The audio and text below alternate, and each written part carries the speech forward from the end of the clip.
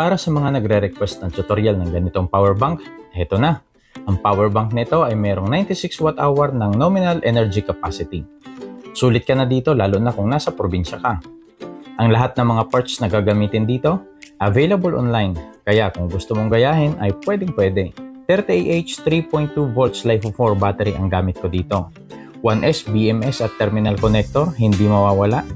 Kailangan ko lang isolder ang terminal connector sa magkabilang dulong ng BMS at saktong-sakto ito sa battery terminal. Dito sa video na ito, ganitong klase ng boost 5V charging module ang gagamitin ko.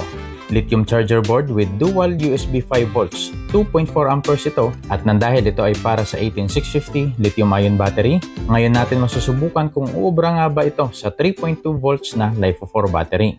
DC socket hindi mawawala. Para ito sa charging port ng power bank nang dahil sa laki ng capacity nito, mangangailangan ito ng dedicated port for charging. Power switch meron din. Pwedeng wala, pero mas safe nga lang kung merong power switch, lalo na kapag hindi ito ginagamit. Plus, lessen ang phantom power. Ito naman ang casing na gagamitin ko. Any type ng casing ay pwede, either plastic, wood, or metal, kung ano man ang available sa'yo. Ito naman ang 3D printed na top cover na saktong-sakto naman sa mga port ng charging module.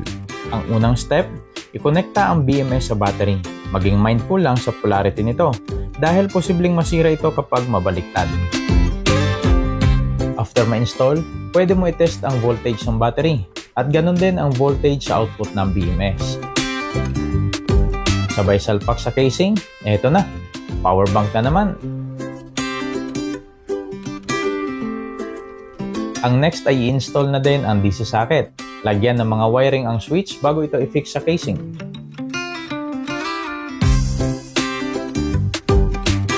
I-solder ang positive at negative wire ng BMS.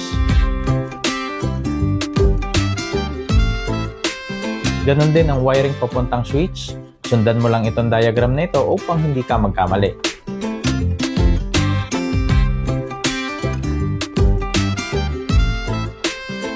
Ang next na isosolder ay ang boost charging module.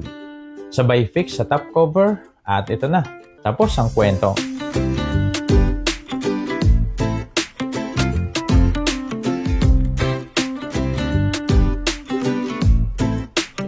Meron kang dalawang option kung paano ikukonekta ang boost charging module. Pwedeng ganito, nakakonect sa output ng BMS. At pwede din ganito na nakarekta sa terminal ng battery. Pagdating naman sa charging, adjustable PSU ang gamit ko dito. 3.65V, 3A ang rating nito.